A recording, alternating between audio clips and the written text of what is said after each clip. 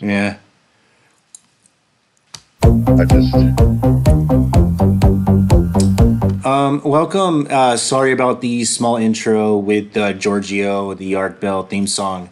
We're back from a 2 week hiatus. As you noted into the hashtags, I did include the paranormal.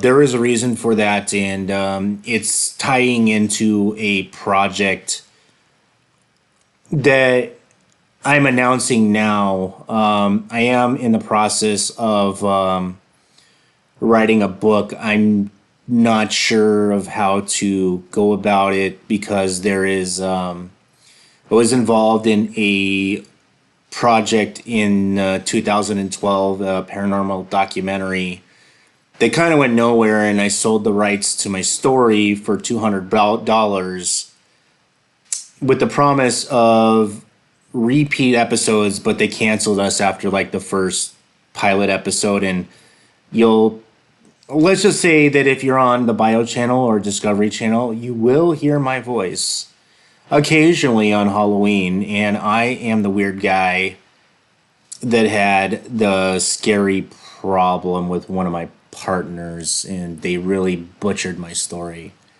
It was a lot longer than that, but I don't want to get into too much of that right now because I'm still into the process of writing it. Jack, if from Otherworld, if you do hear this, and I don't know why you would or if you wouldn't, I've been meaning to write an email to you to get you onto my to see if I can get onto your show because it seems like you're having trouble finding people with these really lengthy stories. The problem is that my story, I have a lot of as I'm writing stuff down, I am remembering more and more and more and more and more that I had forgotten. But anyway, Jack, if you hear me, you can reach me at or DM me at on my Twitter B_T_P_P_1. That's on Twitter, or you can just send me a comment into the YouTube link. But I don't believe you're on either platform. But if you do know the guy from Otherworld, shoot him. Hey, shoot him my way. I got a story to tell you. So I'm not sure if anybody. Let's go back to UFO stuff because that's been the core of this show. There was a newly leaked documents that kind of verified. I'm not sure if many people are familiar with the Kingman, Arizona UFO crash that happened in the 1950s. It didn't appear that the USAF didn't have any records of this. Of course, the Air Force did not have any records of this, but the FAA did. And so did the local sheriff's department and everybody there.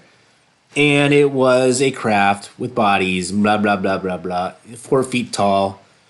I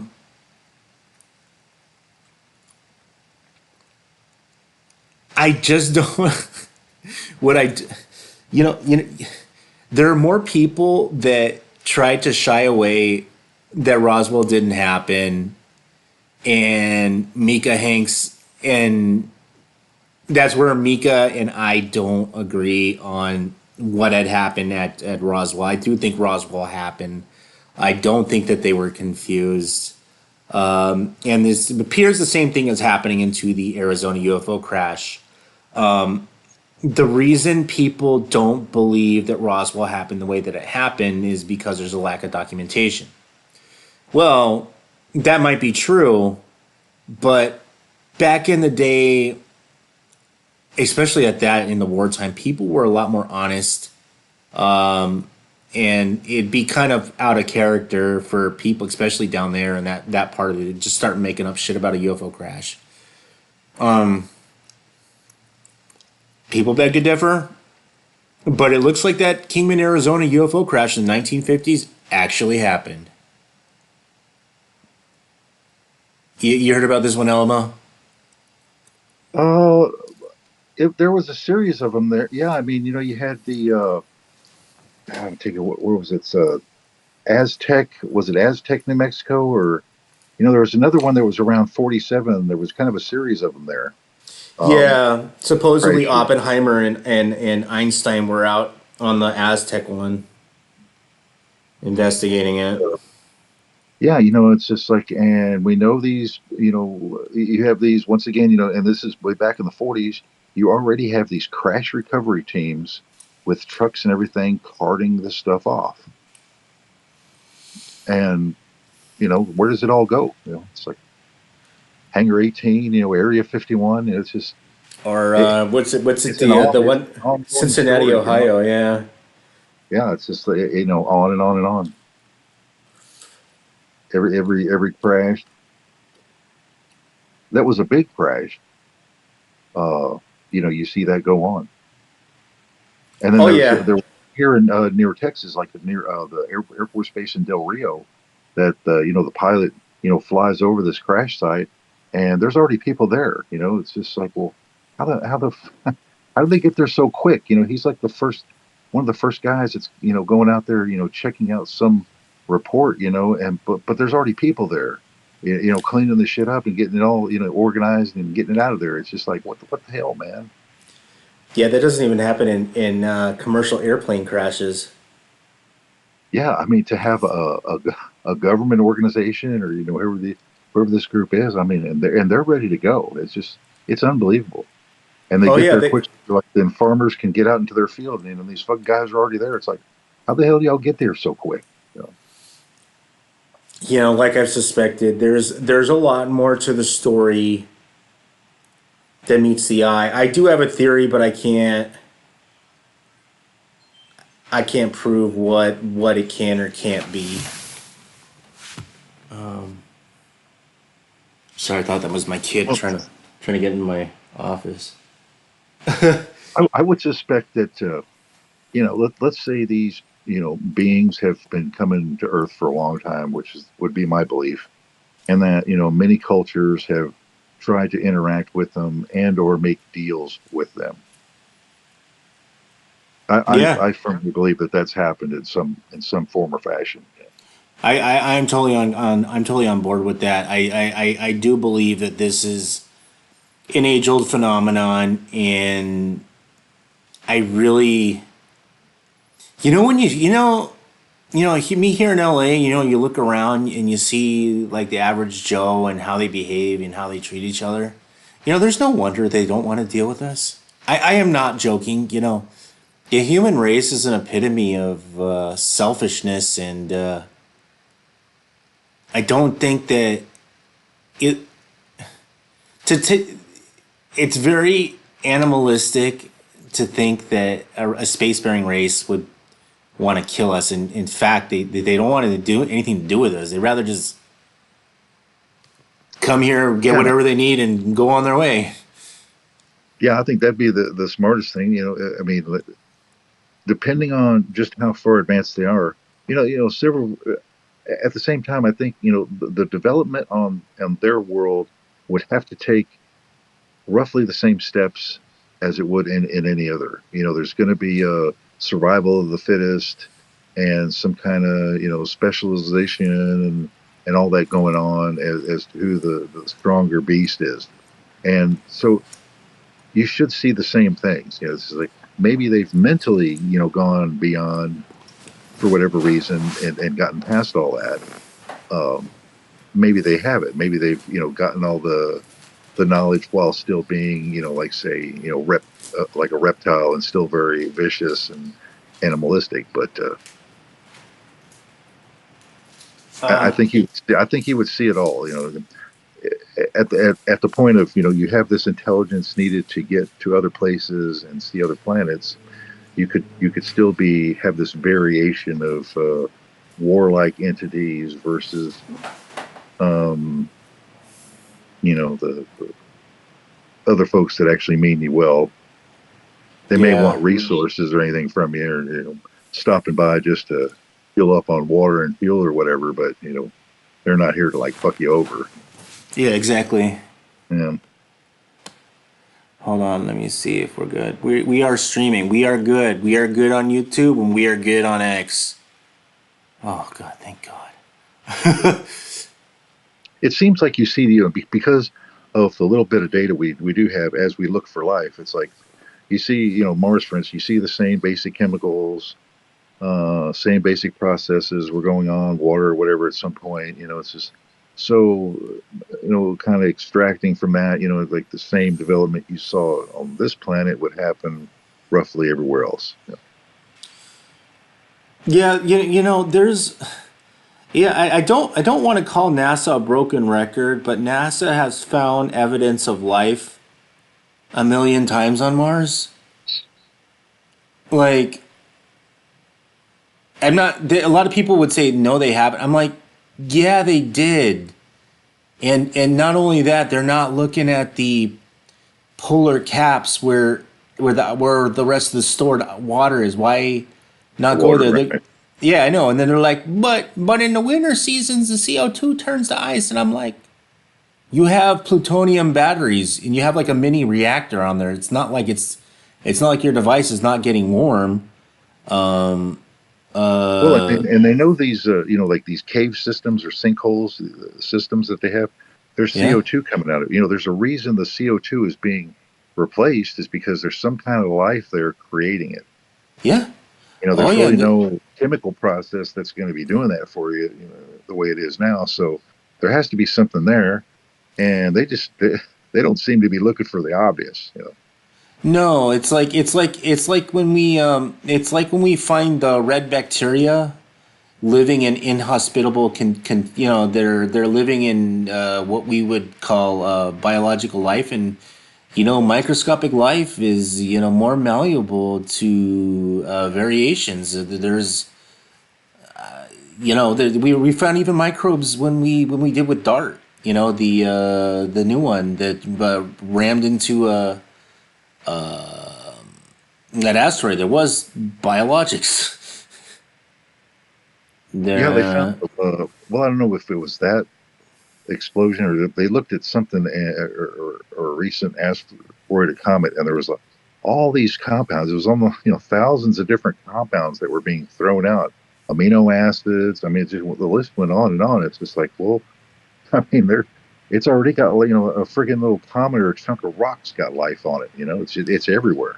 It's Yeah, yeah. It's like they need to stop looking as life as something precious and delicate, and they should look at life as more like an infection that can't be stopped.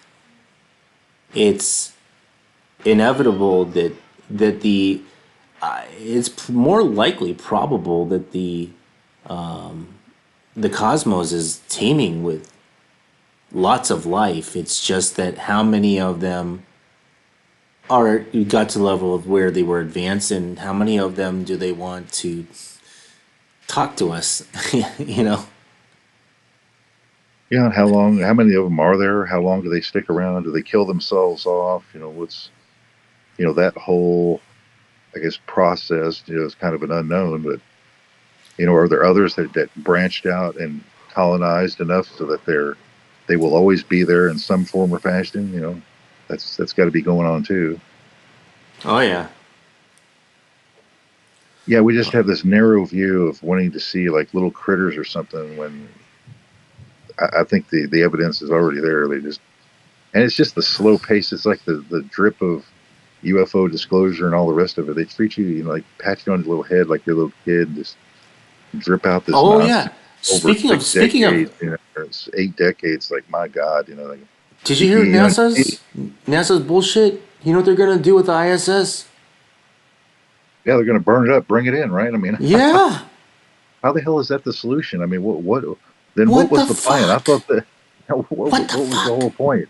I was there at the Colorado Springs when I was there at the whole fucking shit in like 90, 94, 93. Was there with my grandfather. I was there. I met Buzz Aldrin, and we now they're like, we're gonna throw $100 billion fucking, probably more than 100 billion. It's probably trillions of dollars just getting the shit up there. Oh yeah, it's just I thought this was something. I mean, if you got a bad module or something, well, hey, kick it off, put it back together, put the rest of the sections back together, keep using it, right? Or bring new stuff up. Why are you just going to burn it up? I mean, that's just like the most wasteful shit. Of course, this fits the whole narrative. military. Now it's the space industrial complex. It's like, yeah, well, and you got the Chinese one up there, so they've already got their space station. You know, I I've don't. always had this theory about the ISS, and you look at the experiments, and it doesn't look like they're really doing anything really serious. Because if we were really into the biotech and metallurgy, then we would have a foundry up there. Is where you would zero G and metallurgy. That I know is a real cutting edge. Where we can make we can probably make stronger alloys and metals due to zero G. I've dug into it, and there's a lot to be said there, especially when we're dealing. Most people don't even know about crystal structures within steel You that know, occurs, and they don't know anything about tempering or mixing different alloys in different ratios. But zero G would probably be, besides cryogenics, tempering, zero G is the cutting edge. Besides cryogenics is fairly new in metallurgy, but we're starting to see why cryogenics is just as important as the heat tempering. So you know. Well, I can verify that in aluminum that you damage the crystal structure by dragging the ingot out in a gravitational field. If you yeah, wanted to get like the purest crystal, structure of that metal, you do it in space. yeah. It does make a difference.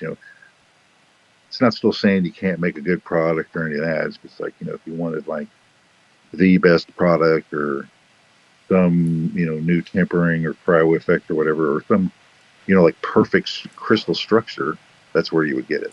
Oh yeah. Yeah. So, I mean, you're right on that point. I've always thought that the ISS was a social experiment on whether we can governments that we don't get along can bless me can Jesus can can get along. And it seems ever since we've had bad blood with the Russians, our government seems to back out. And you know what? They cut NASA's budget more than in half. They're a failure at everything that they do. It's like I don't even know where to start when it comes to NASA. Like we privatize the space industry, and we're doing it for fractions of a dollar that they spend billions on. You know, I mean, for fucking God's sakes, the fucking their old contractor Boeing can't even build a fucking module right. Like, how do you Yeah, do that? How do that's you fucked fuck up. that up? How do you fuck that up? I You don't know, know. I mean, because that's I have just friends who work. I have friends who do the worse than welding. government, level, work there. That's like I've government contractor. That's how oh you do yeah, it. Bloated my government contractors that don't give a fuck. yeah, my there are some things I don't agree with. One of my buddies was well, he still is. He's over at the Starlink fucking thing. He had to move to Texas. He's one of the welding crews, and they double and triple check their shit. And then they like when I'm talking job, I'm not talking about like visually inspecting. I'm talking they're getting an X-ray machine, and they're checking bit by bit, seeing if those welds are sturdy all the way through and through. Like there's and they not only that, when NASA was building their own shit, even Starlink does this. They shake test everything. That's not common knowledge, but they have these machines that shake the modules to make sure that everything's like kosher, that it's not gonna fucking rip itself apart. I just Oh don't yeah, I mean understand. those are all well established procedures for verifying launch equipment. I mean that's Boeing apparently doesn't do it's this. unexplainable what Boeing's going through. I mean that's like stuff you would have worked out like in the early NASA program, like in the 1960s, early 1960s. It's like what the fuck's your problem? This is not new tech. You know. Did you hear about the fake titanium that they had? Oh yeah. What the fuck, dude? Oh well, that on those on the door hinges or whatever on those planes. Yeah, they had these fake fucking titanium pieces that were made out of titanium. Yeah, that is a problem. In the aircraft industry, like getting rid of fakes and from other countries that look like parts. I mean, you basically have to test everything. As an aircraft manufacturer. You have to test everything that you Yes, bring in because everything. even if you think you know where it's sourced, you have to check everything because you don't know anymore, especially if it's used parts Yeah, because there's just Lockheed knockoffs does and that. fakes. Lockheed's notorious for doing that. Yeah, They when their shit goes yeah, down, when their planes go down, a lot of people don't know this.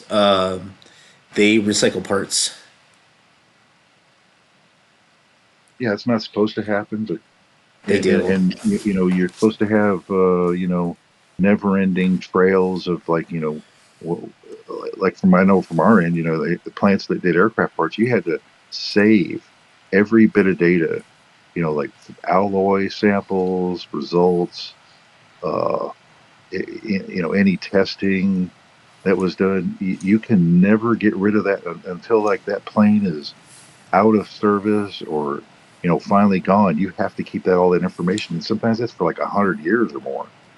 For some of these planes, it's unbelievable that the paper trail they want, to prove an aircraft part, and yet you still have these knockoffs that seem to come in. It's just They're I don't I don't think that I think that Boeing is one of those companies that might be too big to fail, but they're already running into issues with the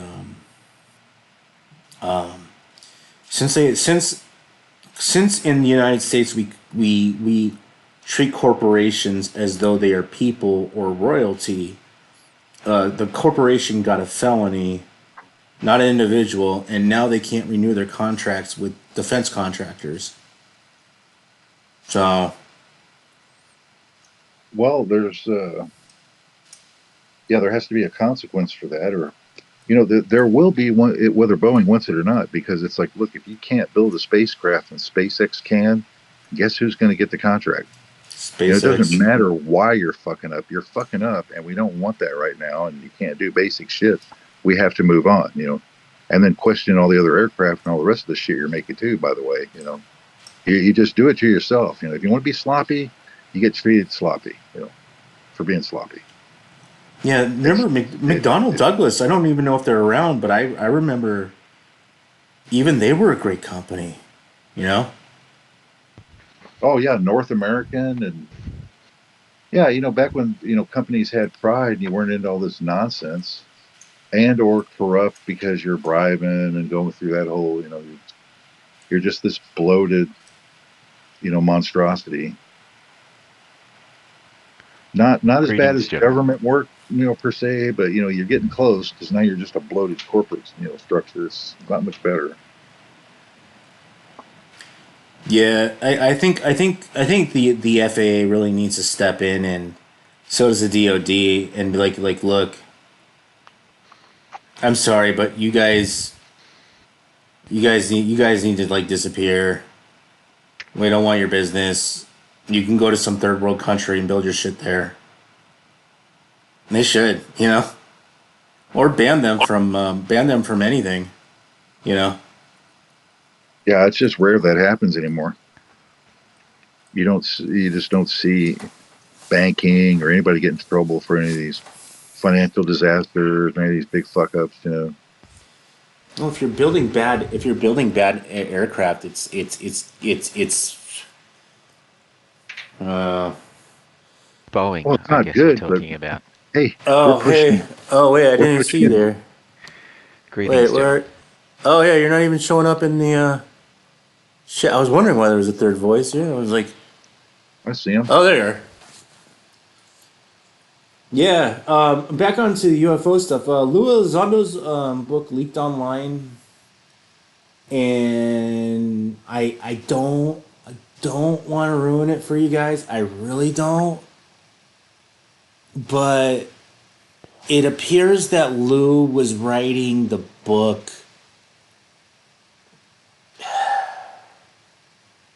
I'm starting to see why people are saying negative things about Lou, and you're not getting a lot of facts. You're getting a lot more speculation from him. And the story that's being the organization, the UFO study group that he was in, seems to be more along the lines of a bunch of people that were organized, not organized officially. They might have had a small budget, but it seems to be more like these are DoD contractors that were enthusiasts that wanted to study this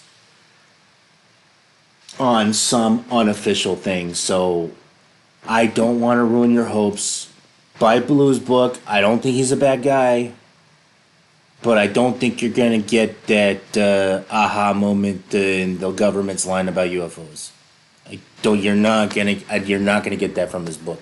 You want to read some good. You want to read some really good fiction, nonfiction. Go read Secret Machines. Okay, that might be the only. That might be one of the few outlets where there are true stories written to the point where they're so off that they can pass it off as fiction. Lou Elizondo's book is not what I expected. So anyway, that's just me. You know what? You might read it and you might think that, hey, this is some gravy, but this is nothing I haven't heard. Looks like I remember. Do you guys remember when I was talking about Bob Lazar was coming out with a movie? I've Uh, heard that a couple of times. The new trailer leaked. So Interesting. yeah, the Kickstarter project from Canada seemed to have run into some financial issues with their distributor, but I think they found a venue to release it. To be honest with you, I don't really know what the holdup is, and I suspect it's around money, not around Bob Lazar. Hey, if you guys are listening, I can build you whatever the fuck you want online. Hit me up. Like, I can build you a pay-per-view website if you wanted to. I can get it on a cloud. I get up and running. I get you all the cybersecurity shit up set up in like a couple of days. If that's all the It holdup, I'll helps do it when for free. it helps Yeah. when it's your thing though. So, Yeah. and that just happens to be your thing. Yeah. Fancy that. What are the odds?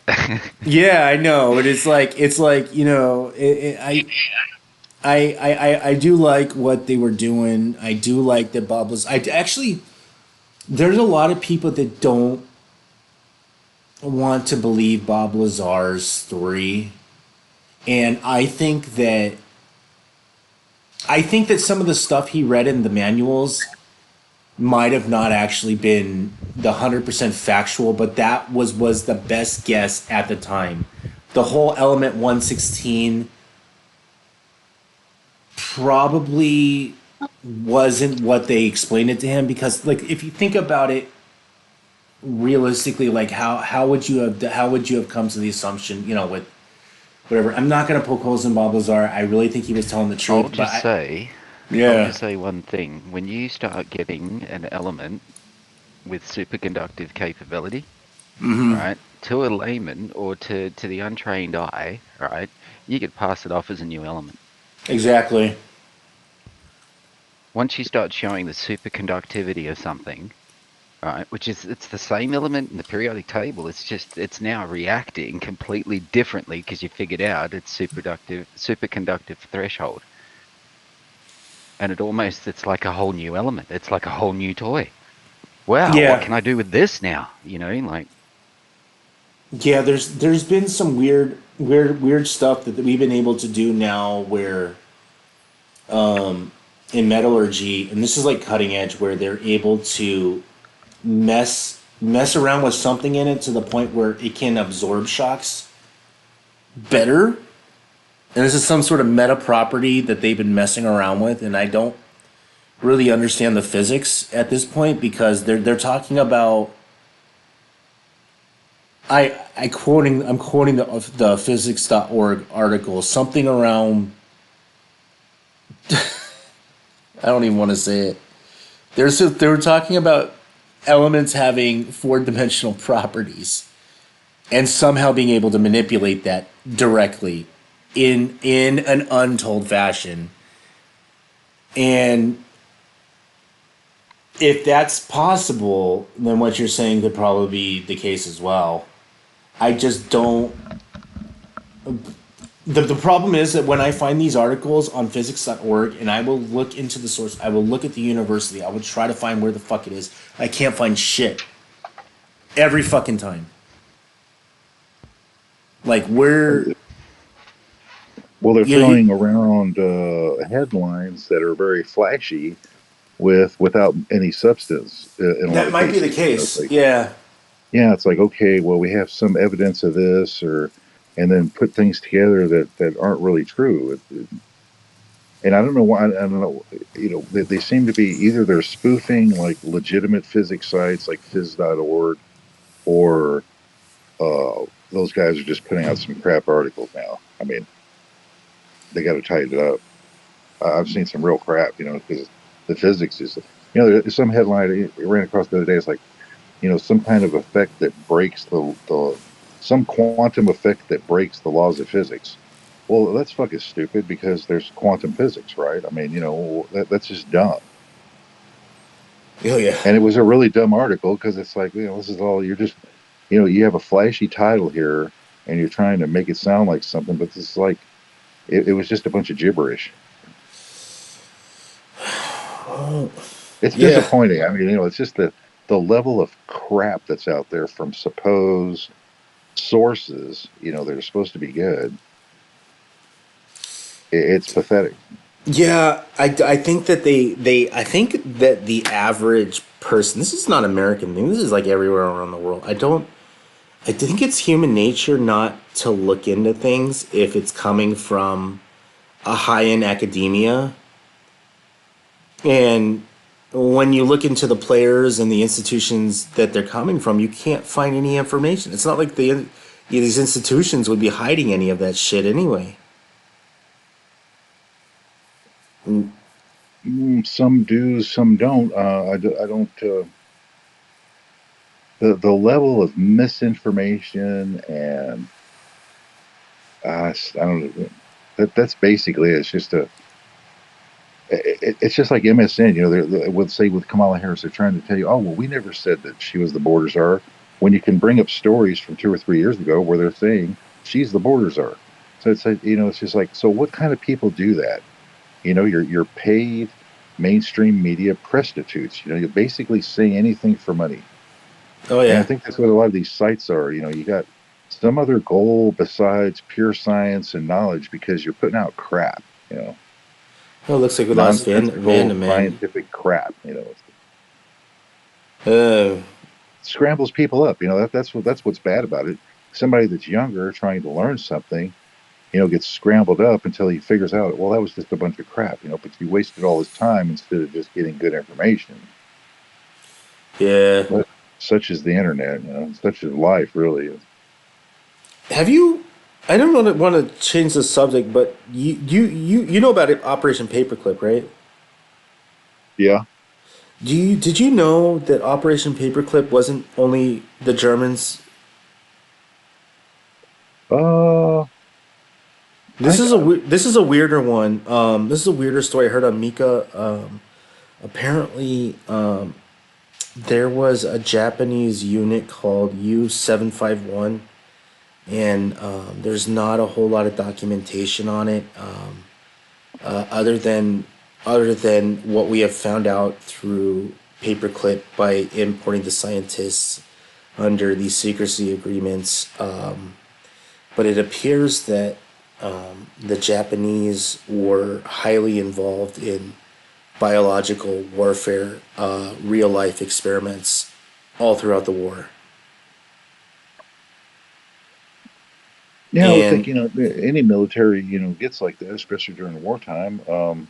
Now you mentioned U-751. Now there was a German sub near the end of the war that had, the last of their technology that they were shipping over before they got, you know, taken over, that went to the Japanese. So Well, this is I guess, unit. Sorry, any unit. Sorry, not technology. yeah, not U 7. Unit 751. Sorry. You okay? Yeah. Uh, yeah. I mean, there's always special technical groups doing things. Let me see if I can see. Let me see if I find anything on it. It's hard unit. Is it 731 or 751? Sorry, unit 731. Sorry. Yeah, unit 731. Pin Fing. Um. Yeah. So here's where I'm trying to cross. There was a there was a recent not recent, but I was listening to these paranormal podcasts where people get interviewed with these NDEs, and it appears that episode 99 or episode 73, depending on what platform on We Don't Die Radio or Shades of the Afterlife, with Sandra Champlain, had interviewed this guy named John Weiss, who was suffering from cancer, and he has the most insightful yet bizarre afterlife communication that I've ever heard of in my whole life. And either there's a part of me that says, through my own experiences and what I'm trying to write with my new book, this guy might be the key to tying in what I'm trying to explain here about trying to correlate reality, physics, the afterlife, and what exactly is consciousness. So what happened is, during this guy's oncology treatments, when they dope you, a lot of oncology could be either through intravenous or through the proton, you get radiated, whatever. But during these times, John Weiss was meditating, and he was getting real good at it, right? And I do know from a lot of data that has come from Virginia Tech and their paranormal studies, is that there is a high correlation.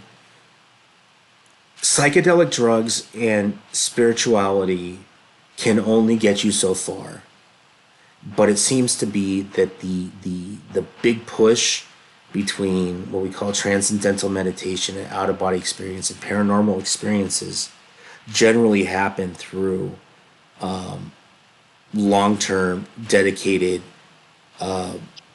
transcendental meditation. And there was a magic number. There was 8 weeks, 15 minutes a day, and a good portion of their study people were experiencing stuff that they weren't on day one.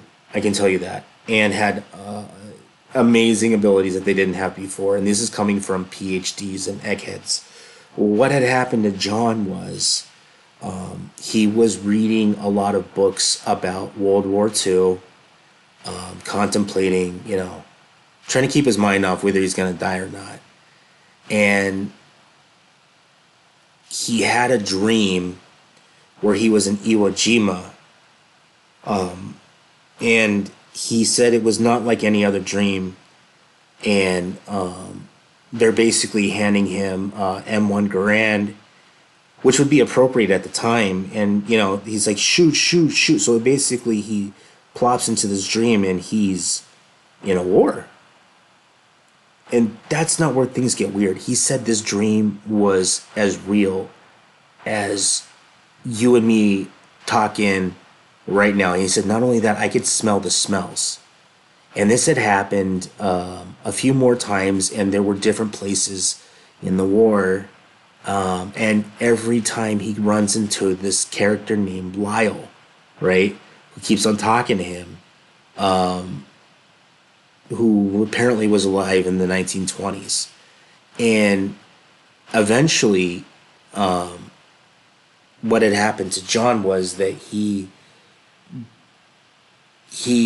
in the dream realized that he was dreaming, and say, hey, yo, what's up? And he's like, you know what, he said, John, you're not dreaming. All right, that's not what this is. All right, he's like, I picked you up in the Iwo Jima dream, and it's not a dream. And you'll get more into his story about why, what happened. He said that there are some people, and he said that the odds of this happening are like 1 in a trillion. And there was some science behind what was going on, and how it was explained to him. But he was able to traverse into the afterlife, and one of the people were able to sense that he was there. And he says the odd, and the Lyle had told him that, you know what, the odds of this happening is like 1 in a trillion, to be less likely than being struck by lightning 100 times. And there were a lot of recommendations that over these dreams that Lyle would tell him to read quantum physics and paranormal books, and John was an extreme skeptic, and there were some really really weird cutting edge shit that we're only finding out now about what John was talking about. And this interview happened quite a few years ago, before, and this is like new stuff, about quantum tunneling and shit like that. So there were a lot of answers to questions that we have, like what is the light? What happens when people leave this? What do they see? And what was explained to him was that when a mother is in its womb, when a baby is in its womb, usually the heart is the heart is usually the first thing to develop. And after about 7 months of development, during the development there are these fundamental particles in the smallest of the small, and they're called, he was calling them particle bundles, and they were apparently four particles that were meshed together as a result of the Big Bang. And none of this stuff is ever going to be seen, or this is like something that we've kind of pondered. And I kind of understand what he's saying by these four particles, but apparently these are the what you would call your soul, but that's not exactly what it is either. And this would attain for the 28 grams that happens when people die, and they don't know where there hasn't been a lot of death studies. We're not only starting again, but we're starting with MRIs on the brain. But the weight loss is not really been well looked into since the 1880s. But there was a magic number. It was about 28.5 grams of weight was being lost, and energy equals mass. So that would make sense if this energy has left the body, there might be a significant weight. But apparently these particles are not only you, but they are intense recording devices that record every aspect and every facet of reality, your emotions, 3 dimensions, 4 dimensions, whatever the fuck it is. It's recording everything on a like a record. And this went on to more along the lines of the soul doesn't ever get activated until the electrical impulses in the brain start activating in correlation with the heart, and that's sort of where the consciousness, or the individual coming from the other side, comes into the body. And the veil or the white light that people are seeing when they're dying is as a result of these particle bundles leaving the body and quantum tunneling. And he gets really more into some science that I'm not familiar with, but I do know that he's into. You would be, if you existed at the severe at the really really really microscopic level, you would see these photons that you normally wouldn't see. And he says what's going on here is the quantum tunneling of the soul passing through the veil. It's not really a veil. What John was saying is that the other side is literally here, just oscillating at something that's just barely within our grasp. And the only thing that you can take with you to the other side are your memories. And there's a reason for the life review. There's a reason why you go through it. And it has nothing to do with you being good or bad. It has to do with a lot of what happens on the other side. And apparently, John got into a lot more of why some people have these gifts, why we can't see this. I don't think there's enough time in here into this episode where I can just get into the depth. But it was very, very extremely technical. Either John is an extreme liar, or he's 100% telling the truth. And I'm telling you what, it's just a gut feeling. I don't think that John was making any of this shit up. I really think that he was connecting with something, but there was an integral part of stating that they're on the other side, what people would call heaven or whatever the hell you call it. And I've heard this through the Monroe tapes and people that have gone through the CIA remote viewing, is that the unconscious mind after post-mortem can go through what is more like a dream-like state, where they can go up and down through these different facets. But apparently there are groups on the other side that use these memories to recreate things, and they're calling them affinity groups, where they can recreate historic events, have parties. You want to build your car, you want to do whatever the fuck you want. It didn't really sound really bad, but that's not the part that intrigued me. The science was the part that intrigued me. There seems to be a hidden element here that should be looked into on a parapsychology level, where I don't understand why the academia really haven't. Maybe they haven't heard of John, or maybe I'm gonna go get his book soon if I can. I don't think he's alive anymore. This is stuff that I've only pondered about, but there seems to be something there that kind of ties everything together. Like, why do we see our relatives when we die? Oh, well, they can physically be there, but they can also be reflections of your own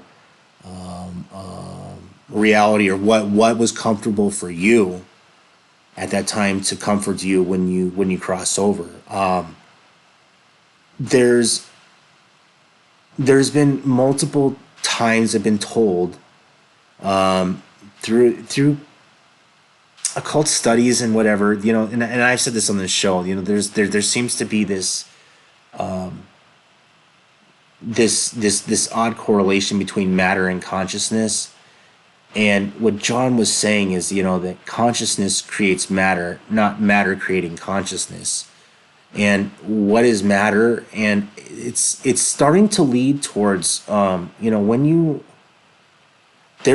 I'm not sure if you're aware of this, Alamo, but have you ever heard of matter being trapped photons? Trapped photons.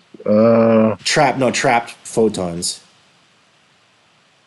No, because, well, like the Higgs particle is created by a photon in the quantum field, but I've Yeah. never, yeah, Oh, you've never heard of that? I no, have.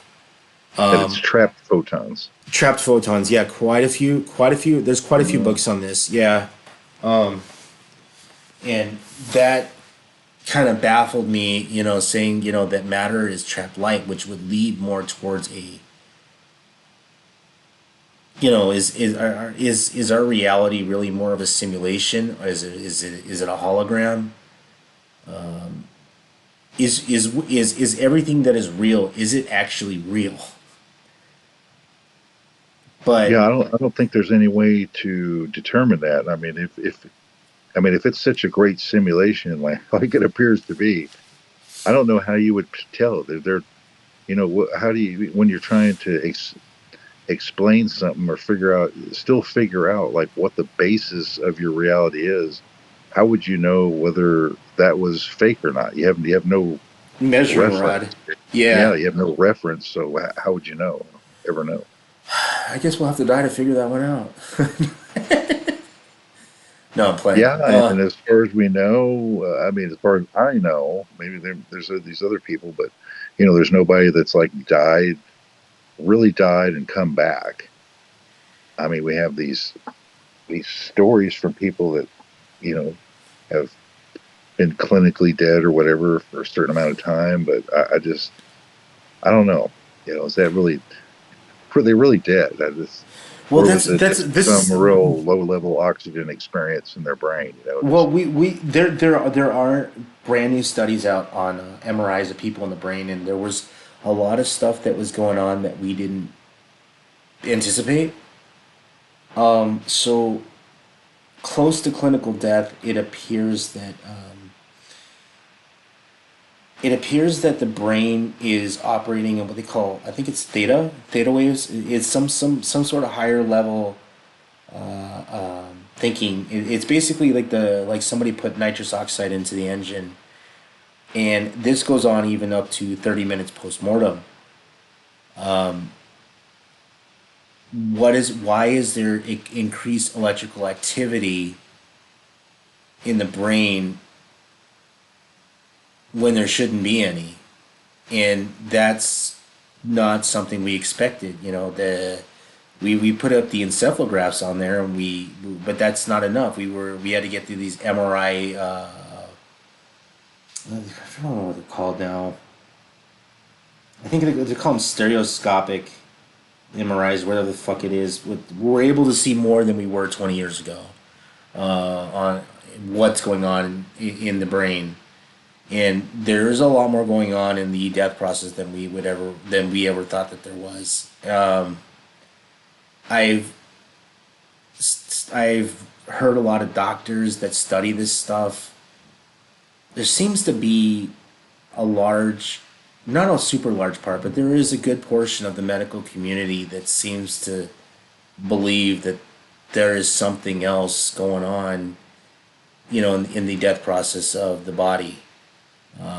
They, you get, people who have, what's it called? They call it the rally, and usually deals with end stage care, where you have people that have complete dementia, and 2 hours before they die, they are talking perfectly, not only to you, they are talking to people who aren't there, and they are acting like they're high as a kite.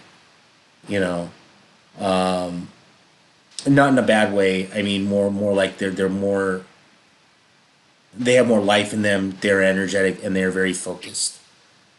Kind of like where you would expect somebody on like a bunch of coke to be acting, but not in a really bad way. More of a uppity enthusiastic. But I just don't. We're dealing with a machine that's older than science, or our modern science. So we really don't know what's going on there. But like I just don't like to shut the door on that. Like it's not real, because there's more evidence than not. How do people have out of body experiences and can describe what's going on in other parts of the hospital, in these traumatic events, and then they go back in their body and tell the doctor what had happened? How does that happen? yeah. Well, some people are more resistant to anesthesia. This guy I know, he kind of woke up during this operation, and of course they jazzed him back out. But you know, it's just he remembered that. So you can get in these like transition periods, between like being out and unconscious, and then barely being conscious. Uh, it's interesting. I don't know how you would determine that, but that story right there, tell me, that even though you're knocked out pretty heavy, you can remember things, and you may not you've been kind of immobilized and not been able to move, but at the same time you knew what was going on. You had a snapshot uh, of something and still remembered it. So, it's kind of weird. That's what I Yeah, mean. When you get at that level, or like you're almost dead. Let's say you're in the desert, dehydrated, you're about ready to die. And you're getting all these visions. I mean, some people put themselves in states like that, purposely. Um, it's an altered reality.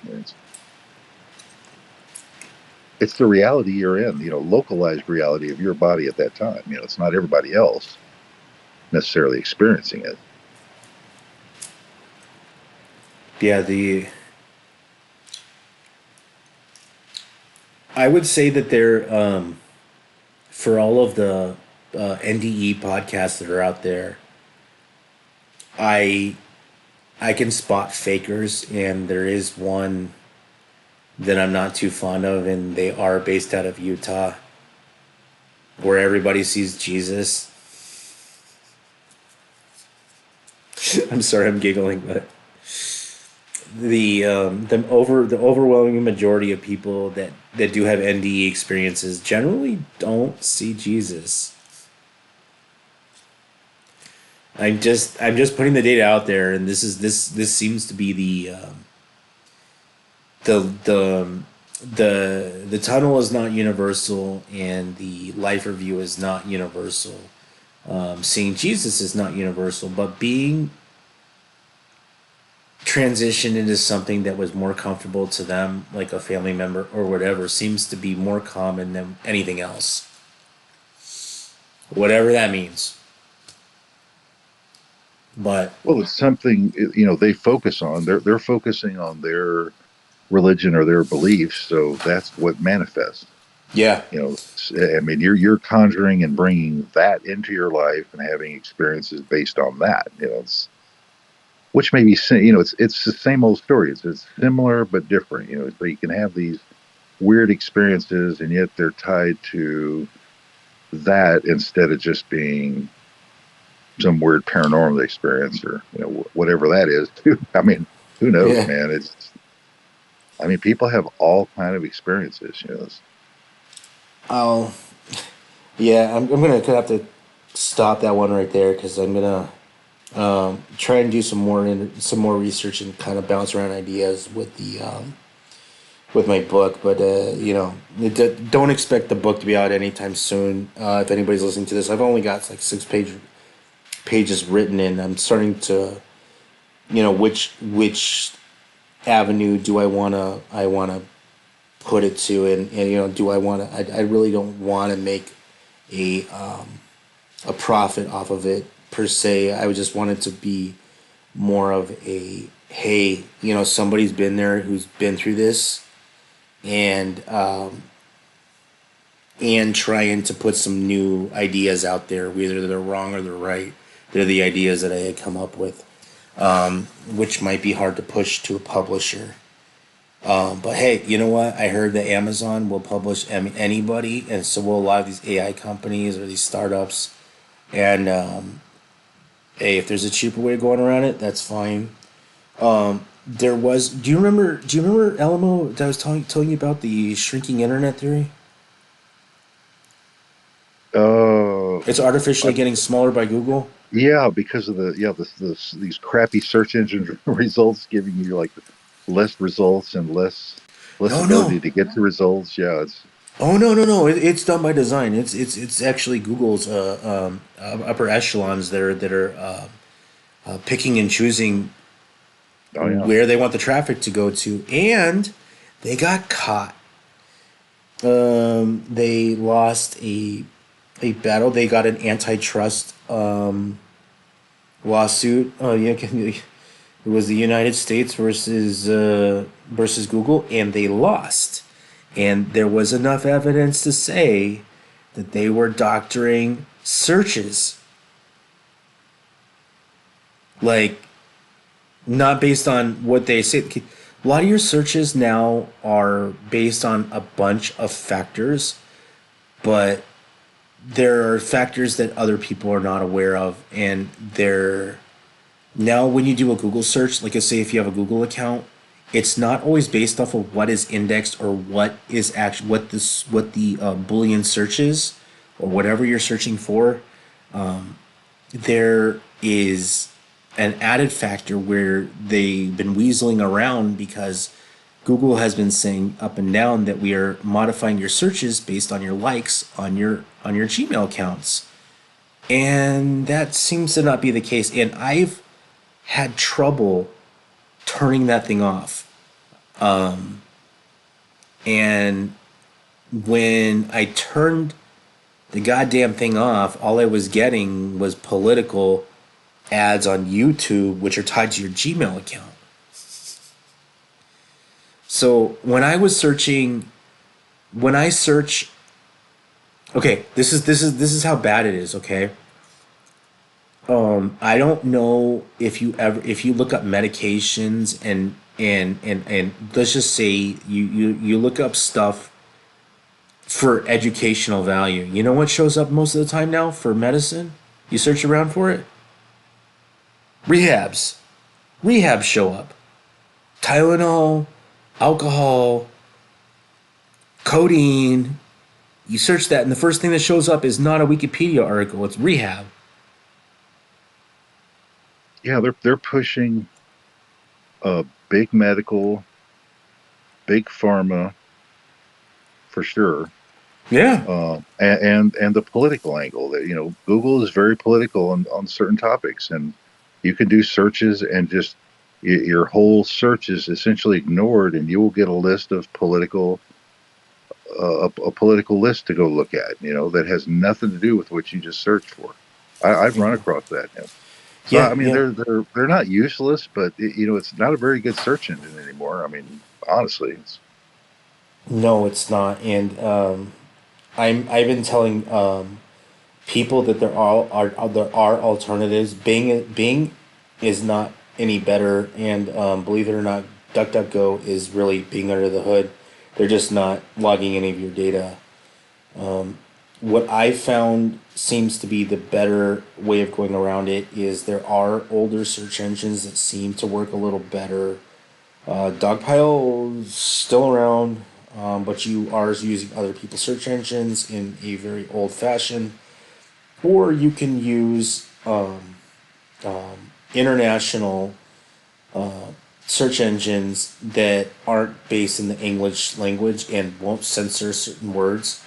Believe it or not, you're gonna if you go through Google and let's say you want to look for you type in real, right? Real triangle UFO photo. You're gonna have a hard time finding anything that looks legitimately real. It's not because there are not photos of this. It's because they are deliberately not being shown to you. If you want to look at alien abduction evidence, right? Photos, scars, whatever. You're gonna have trouble finding it. It's not that there's a lack of photos. They are out there. They're just not being shown. They're not being indexed. It's highly political. It's oh yeah, so many things are. It's like, and people don't realize it. It's like, this is like anything. If you get into activism, you really see this because it doesn't matter like what political angle or argument you come at the thing, it's going to be parsed out, and you're going to end up running into this problem of the narratives and structured information that you're fed. It's yeah. like every time. Apparently, Yeah, it doesn't matter. You could be on the you can be someone who supports, say Standing Rock or liberal causes. Well, you're going to be fed a certain. They're going to have figured all that out in your search engine. You're going to be fed a certain line of stuff. it's always worse against it, and it seems to be more apparent during election years.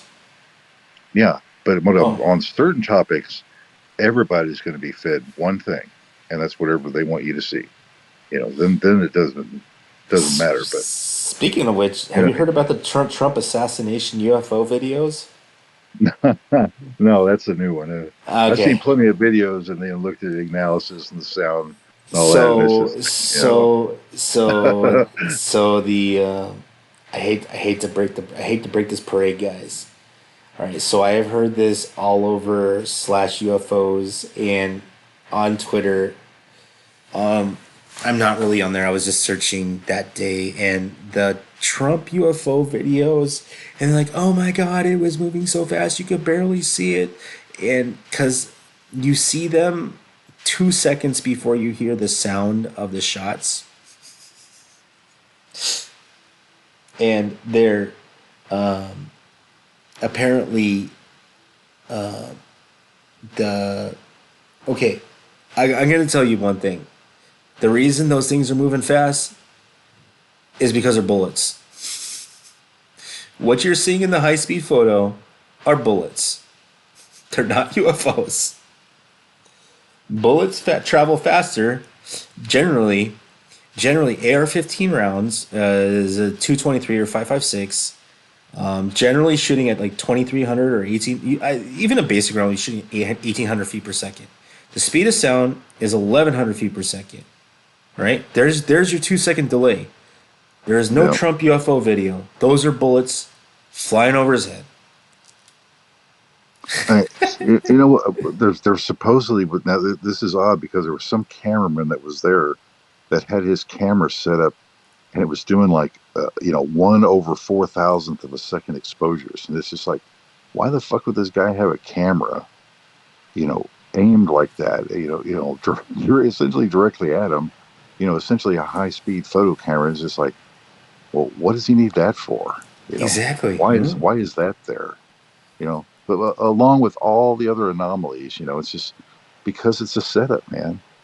Oh yeah. Oh yeah. I totally believe that what happened to Trump was highly organized. It was not a lone wolf. Oh yeah, no, it's a political hit. Yeah, You're telling me that a guy in a suit and the okay.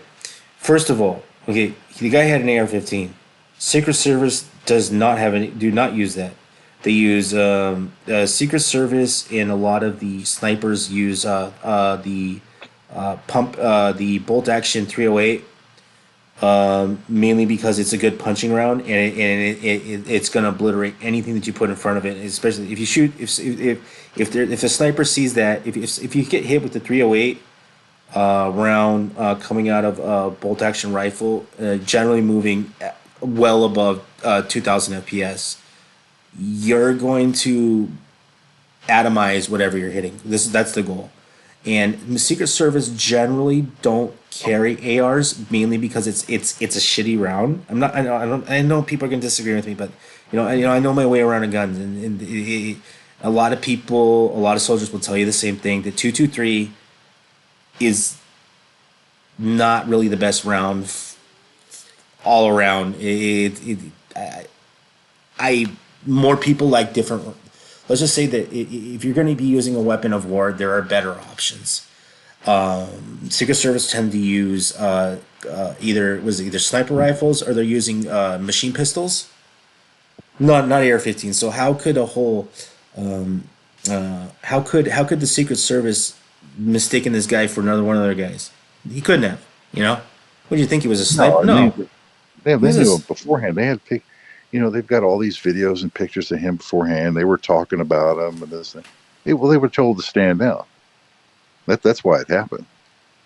I mean, this guy. Well, the other thing about him is he was on a high school, tried to get on a high school shooting team, and he was known as a crappy shot because he couldn't hit the side of a barn. He didn't know how to shoot.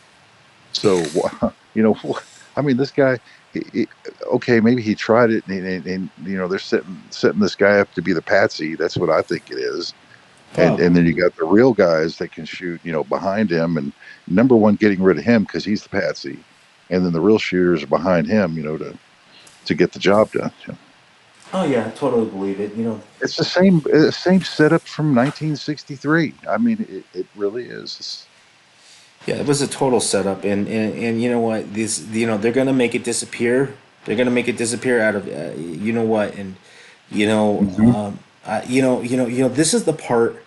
This is the part that disturbs me. Okay, I did I ever tell you that I had a premonition about Trump in 2015? I wrote it down. My friends thought I was crazy. No. Okay, so September of 2015, I don't know what you would call it. It was more than a premonition. It was more like kind of people what they call like a psychic movie.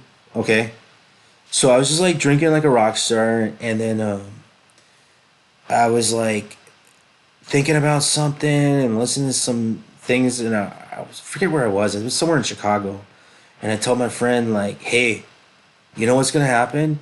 I said, right as Trump is about to go out, he's gonna try and pull coup d'état, and Mike Pence is gonna be somewhat of a big player in this. My friend's like, "What the fuck? You smoking weed again?" I'm like, "No, dude, I ain't smoking weed. I haven't smoked weed in years."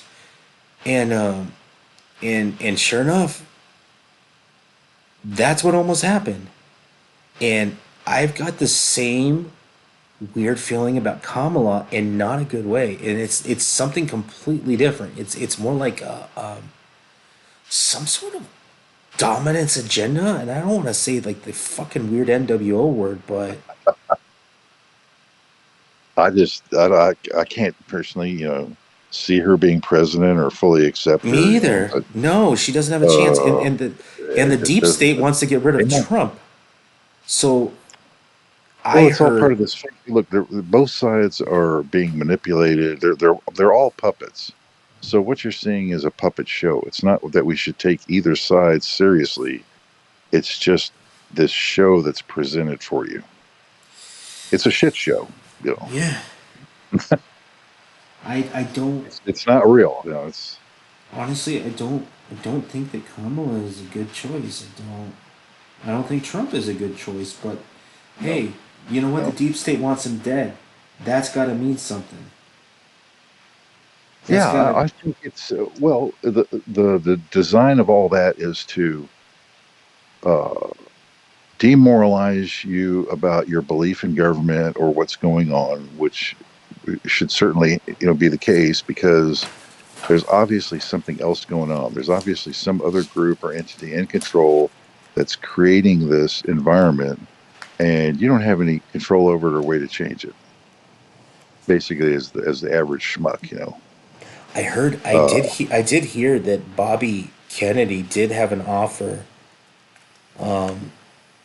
The I heard this only on one. I don't listen to too many political stuff. I do listen to dark journalism. He really only broadcasts to a few places, and apparently Bobby Kennedy was approached when they didn't when that whole Biden Trump shit was going on. When Biden was too old. Apparently Bobby was approached. I don't think he has a chance in hell, but hey, Yeah, it seems to odd to me, as over the years, I mean, he's been such a good Democrat, and they're kind of like turning their back on him at the yep, last moment, like he's mm-hmm, not even. It's surprising, after you could say after all the Kennedy family has done for them over the years and so forth, the way they're getting treated, but at the same time, hey, Trump gets treated like that. The thing is to like make this high office a shit show instead of it being something a cream of the crop and the best of the best get to be president. You make it this shit show, so we get these jackasses and compromised entities to be our leader, and then it's just not legitimate government. you know no, it's more of a maybe psyop, some kind of political psyop to just mess with your brain and just say fuck it all because it's just a bunch of bullshit. maybe Ike was right, about the secret government and the military-industrial complex. They seem to be running. They seem to be pulling all the strings behind the show. Yeah, I think this whole idea of COG was rolled out to tell you that there's a COG. You guys have this. What you think is your government. That you elect and all It's not this. your. It's not the Goes on all government. the time.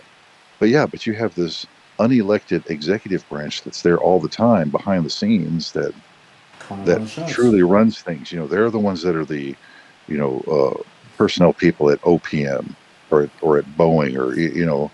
They're that big. They run the show. Yeah. It's probably CIA type people. It's because they created this entity that they immediately let out and don't control. It's probably the one running things because it's like, well, you created the enemy. Instead of being there and managing the country and these agencies, you let an agency go rogue and run out of control for how long now? 70 years. So yeah, good luck with that. Yeah. Same with the ATF. Those guys need to go away too. Yep. Yeah, You're from you've Texas. lost. You're from Texas. You know people hate ATF over there. Yeah, there's a general. I mean, nobody likes the guy that's coming down on you. Like any law enforcement, but Actually, I found a you know, way. yeah. I found a way. I found a way again because I didn't want to. I wanted to get some protection for my house, and I didn't want to deal with getting a gun license and all that bullshit living in the state that I'm in. And I found out actually you can get around it by doing ball and cap. You know that Well, like black powder or what? black powder. Yeah, you can get an Yeah, 1851 replica. sure. You can get around them, and you're still shooting. I just wanted something at the house that my kid couldn't load. It's a muzzle loader, and it has a little piston that pushes the cap and the wadding in there. But it takes you a good 5 minutes to get the thing loaded anyway. But hey, you're still shooting at 1,200 feet per second. Uh, That's kind of what you need. And I'm just like, I just don't want to deal with the ATF. I just want something at home. And I was like, well, that might be the best option.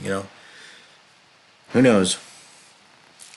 yeah, you can still do like was it like 1860 or 1870s Henry? That was a pretty good.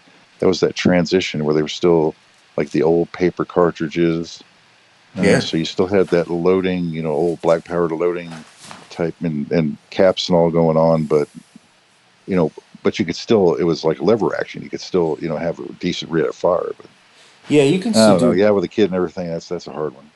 Yeah, I just didn't, because of where I live, where I'm at, it seems as like crime is on the rise. I'd rather, have a real gun than some fucking airsoft thing. I'm like, you know what? If I'm gonna pack heat, I'm waving something around. It better work. Now there's some nice, high powered. What do they call them? PNP or P2P? These super high power air rifles that are, Oh, PCP. Yeah, yeah. yeah. I used to do competition air gun shooting, and yeah, you can get some pretty high end PCPs, but we're still and you can get up to like 50 caliber. Shooting at 800 feet per second. You can generally do that, but we're dealing with four shots max, Yeah. and yeah, you're breaking the speed of sound, and you're still getting that pop. But the second they see that flame come out of that barrel, they'll think Yeah. twice. Now there's the other thing. I don't know if we're still, I'll tell you offline, but Yeah, air powered devices that they're legal, but yeah, you can. Yeah, I do. I personally do know some people that do hunt with those things, but it's. there's like a spear gun that's a Oh yeah, pistol spear yeah. gun. That's got like a two shot. I mean, that thing's pretty good. They also have the what is it, the arrows you can put into the arrow mod where you can put onto your revolver and it shoots blanks and shoots the arrow. Yeah. No.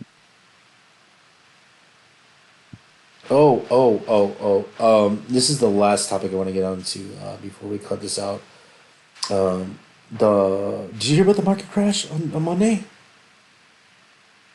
I didn't look at that as a crash. I mean, you're hitting new highs and you kind of go back to the old numbers. I mean, it was like 2,000 points down. I mean, what is that, like But 4% or something? I mean, it's like, it I wasn't. just, It wasn't just the U.S. market. It was worldwide. yeah, well, it's all rigged, but Yeah, and I the just, part I looked at the chart and I was like, man, this is a little bitty down move and a big up move. So I didn't see much to it. in one day, 2 billion, $2 billion on the cryptocurrency market went vamoose. Yeah. Oh, that happens in stocks too. I mean, if you look at the global stock markets or the global cash markets, I mean, it's just gigantic. You know, the amount of commerce that goes on. Oh yeah, it looks like you're losing your signal. You there? Yeah, you're kind of picking up a little bit. Yeah, I noticed that too. Let me see if I have my. Am I still uploading? Yeah, I'm still at 1 megabit up. Can you hear Now you're me? breaking up. Hold on.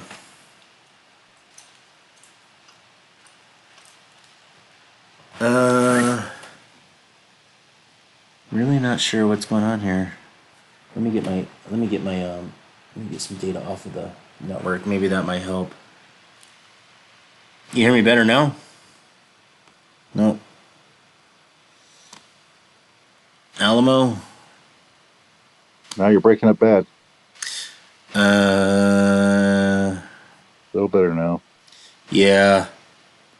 I might have to end this show. I might have some uploading problems. But we'll be back on the 22nd. Is that okay? Sure, sounds good. All right, I'll see you then.